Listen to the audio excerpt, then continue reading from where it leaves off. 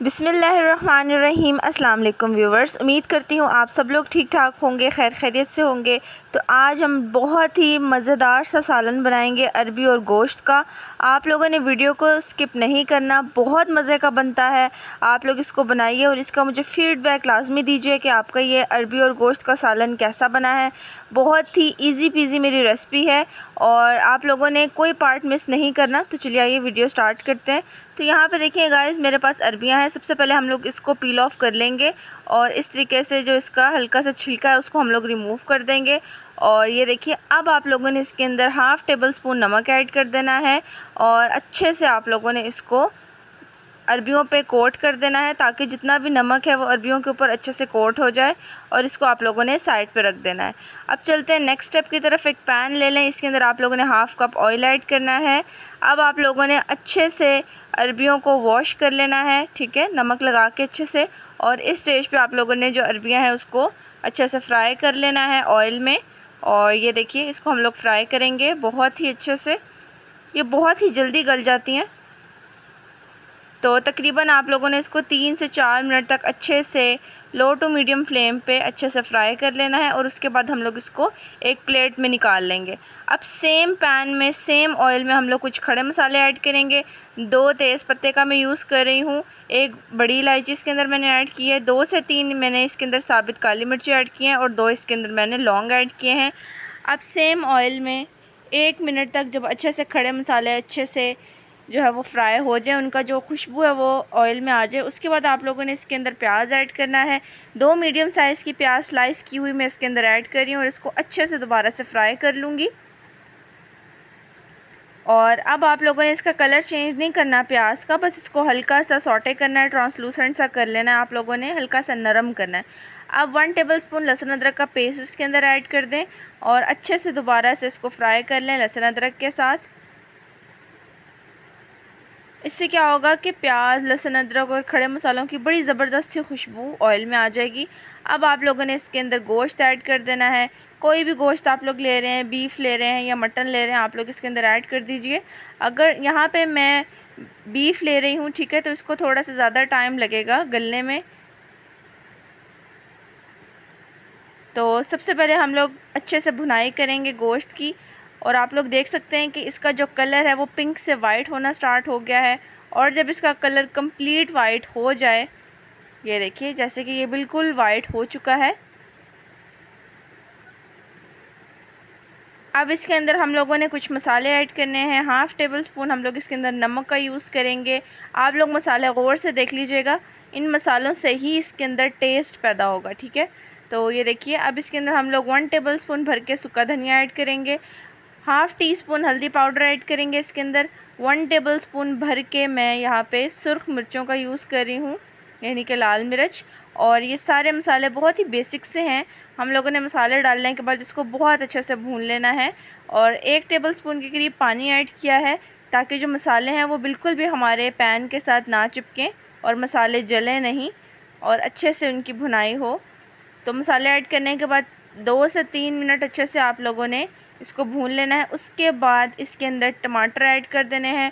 Tomato puree है वो add कर दें। अगर टमाटो प्यूरी नहीं है तो टमाटरों को 2-3 टमाटरों को अच्छे से ग्राइंड करके आप लोगों ने इसके अंदर ऐड कर देना है। और अब टमाटर डालने के बाद अब हम लोग दोबारा से इस मसाले को अच्छे से भूनेंगे। और यहाँ पे फ्लेम को बताती चलूँ, मीडियम टू हाई फ्लेम है यहाँ पे। और यहाँ पे देखिए बहुत अच्छे से जो टमाटर है वो इस तरीके से भुन रहा है मसाले के अंदर और बड़ी ज़बरदस्त सी ग्रेवी तैयार हो रही है हमारी। गोश्त यहाँ पे कच्चा है, हमने गोश्त को भी गलाना है। यहाँ पे देखिए तकरीबन टमाटरों का जो जितना भी पानी है वो यहाँ पे खुश्क हो चुका है। इस स्टेज पे हम लोग इसके अंदर दही ऐड कर देंगे। हाफ़ कप के करीब दही का यूज़ किया है। बहुत ही फ्रेश दही होनी चाहिए, यहाँ पे दही खट्टी नहीं होनी चाहिए। और दही ऐड करने के बाद अब आप लोग देख सकते हैं कि जितना भी ऑयल है वो इस तरीके से ऊपर आना स्टार्ट हो गया है और मसाला भी हमारा बहुत अच्छे से बन चुका है। लेकिन यहाँ पे अभी हमारा गोश्त गला नहीं है। पहले हम लोग अच्छे से ग्रेवी बनाएंगे, उसके बाद हम लोग गोश्त को गलाएंगे। तो यहाँ पे तकरीबन मैंने 1 गिलास पानी का यूज़ किया है। और 1 गिलास पानी का यूज़ करने के बाद एक दफ़ा आप इसको अच्छे से हिला लीजिए और देखें ऑयल ऊपर आ गया है। अब आप लोगों ने इसको ढक के कवर करके पकाना है 25 मिनट के लिए। क्योंकि ये बड़ा गोश्त है तो इसको 25 मिनट लगेंगे। अगर आप लोग मटन का गोश्त ले रहे हैं तो वो तकरीबन 15 मिनट में गल जाएगा। और यहाँ पे देखिए मैं आप लोगों को दिखा रही हूँ कि यहाँ पे जो हमारा गोश्त है वो बहुत ही अच्छे तरीके से गल चुका है। ये थोड़ा सा गर्म है, ये देखिए मैं आपको छुरी से कट करके दिखा रही हूँ, ये बिल्कुल गल चुका है। और यहाँ पे देखिए गोश्त भी गल गया है और जितना एक्स्ट्रा पानी हम लोगों ने ऐड किया था वो भी जो है ना वो काफ़ी हद तक खुश्क हो चुका है। इस स्टेज पे हम लोग अरबियाँ जो हम लोगों ने स्टार्टिंग में फ्राई करके रखी हुई थी वो इसके अंदर ऐड कर देंगे। स्टार्टिंग में हम लोगों ने जब इसको फ्राई किया तो ये तकरीबन 30 से 40% जो है ना वो सॉफ़्ट हो गई थी। बाकी जो कसर है वो अब इसकी पूरी हो जाएगी, बहुत ज़्यादा सॉफ़्ट हो जाएंगी।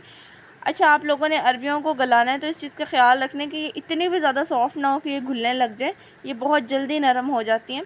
अब इस तरीके से अरबियों को फ्राई करेंगे। साथ मैंने 2 से 3 साबुत हरी मिर्चें ऐड की हैं, आप लोग चाहें तो कट लगा के भी ऐड कर सकते हैं। और यहाँ पे तकरीबन हमारा जो सालन है वो बन के तैयार हो चुका है, बस थोड़ी सी हमने आज चेंजेस करनी है। अब यहाँ पे आप लोगों को पे डिपेंड करता है कि आप लोग इसको शोरबा रखना चाहते हैं तो आप लोग इसके अंदर पानी ऐड कर दें।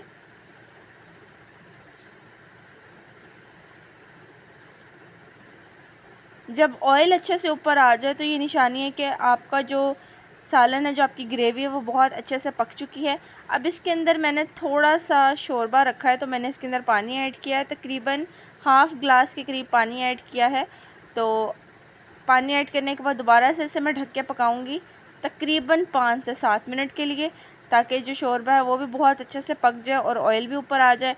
अब इसके ऊपर गार्निश कर रही हूँ धनिया पत्ता, और आप लोग जो भी चीज़ें गार्निश करने के लिए यूज़ करना चाहते हैं आप लोग कर सकते हैं। और साथ ही इसके अंदर मैं हाफ़ टेबल स्पून गरम मसाला ऐड करूँगी, उससे बड़ा ही ज़बरदस्त सा इसके अंदर फ्लेवर आएगा।